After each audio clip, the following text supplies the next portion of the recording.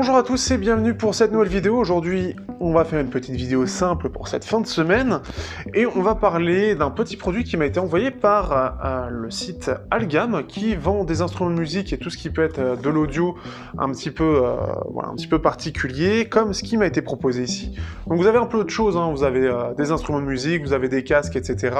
Tout pour le petit musicien en herbe. Donc n'hésitez pas à aller voir le lien dans la description avant que je parle du produit.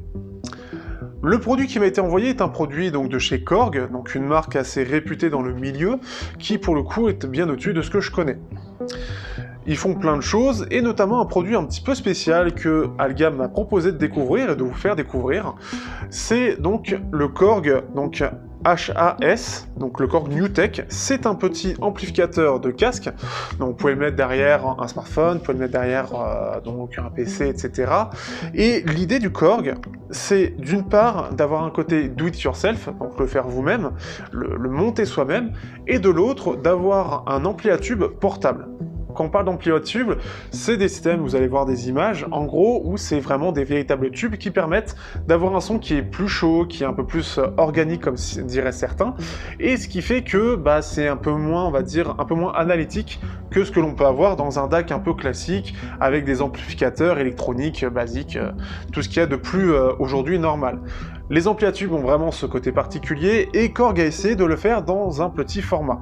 Les petites choses sympathiques à montrer, c'est surtout que, voilà, on a ces systèmes-là, donc en gros, on va le monter soi-même, on a simplement 2-3 petites choses à assembler, donc ça reste très simple. Vous avez d'ailleurs un petit tuto, et vous avez donc ce petit produit, qui s'alimente en plus de ça par des piles, ce qui est bien d'un côté puisque ça va permettre de pouvoir ne pas avoir ce côté où on va être limité par la batterie qui va lâcher et devoir trouver un remplaçant qui peut être cher. On peut prendre juste des piles rechargeables, mais pour moi ça aurait été mieux de prendre par exemple des batteries peut-être de modélisme qui prendraient sûrement moins de place. Au-delà de ça, le produit est intéressant, donc on a vraiment ce système d'ampli à tube qui a été fait d'une façon assez particulière, et ce qui fait que, pour le coup, malheureusement, je n'ai pas la possibilité de tester face à des vrais amplis à tube et voir la différence de son. La seule chose que j'ai pu faire, c'est de comparer par rapport à ce que j'ai déjà, donc mes différentes sources, qui ont été le Zishan AK, donc le Zishan DSD AK4499, le FiiO BTR5, qui est l'amplificateur Bluetooth avec un son qui est vraiment très bon, et le Shanling UP4. De ces trois résultats, il en résulte une chose qui est un peu en demi-teinte, dans le sens où sur quelque chose qui va être très performant de base, c'est-à-dire le Zishan, on aura assez peu de marge pour que le Korg puisse réellement s'exprimer. Ça, c'est une première chose. Deuxième chose, on va avoir, en fait, sur des plus petites sources, quelque chose qui va changer un petit peu. Ça peut rendre bien sur certains, mais on sent que c'est pas super, ça manque un peu de technicité, ça manque un peu de finesse, de précision, mais c'est peut-être ça qui plaît aussi au niveau des amplis à tube, donc ça va dépendre aussi de votre écoute. On va avoir aussi quelque chose qui va permettre d'utiliser facilement, par exemple un AudioSense T800, ça va permettre de l'utiliser là-dessus. La source est assez bonne pour ça, dans le sens où la sensibilité va commencer très bas, donc sachant que lui c'est 8 ohms, il va les gérer tout à fait correctement. Dans l'ensemble, au-delà du Zishan, ce qu'on peut dire sur le son, c'est surtout qu'on a quelque chose qui est un peu plus chaud, certes, globalement, avec des voix qui peuvent être un peu plus chaudes, et ça va beaucoup dépendre en fait des intras que vous allez mettre dessus. On va avoir quelque chose qui va être un petit peu plus chaud, un petit peu plus doux, mais on sent qu'il y a un boost quelque part qui fait qu'à certains endroits, sur des intras, ça va se ressentir. On sent qu'il y a un boost quelque part pour mettre en avant un côté un peu plus détaillé et amortir son côté qui manque un peu de technique. Les oreilles qui sont un petit peu entraînées l'entendront tout de suite. Au niveau du prix, ça semble un peu cher, mais je pense qu'au niveau de la recherche, surtout pour arriver à créer ces amplis à tube un peu particuliers, ça a dû coûter ce prix-là, et je pense même que le côté un peu à faire soi-même, à monter soi-même, a été fait en sorte pour amortir un peu le prix.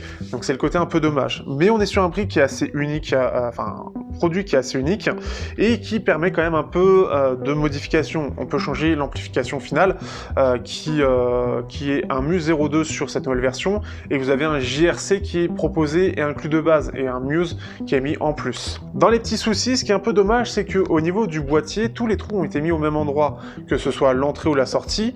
Le bouton d'allumage, ça c'est pas très grave. Par contre, ce qui est un peu plus dommage, c'est que le bouton volume, lui, est aussi ici, et ce qui fait que quand on a les deux câbles de branchés, bah pour modifier le volume, c'est pas très agréable.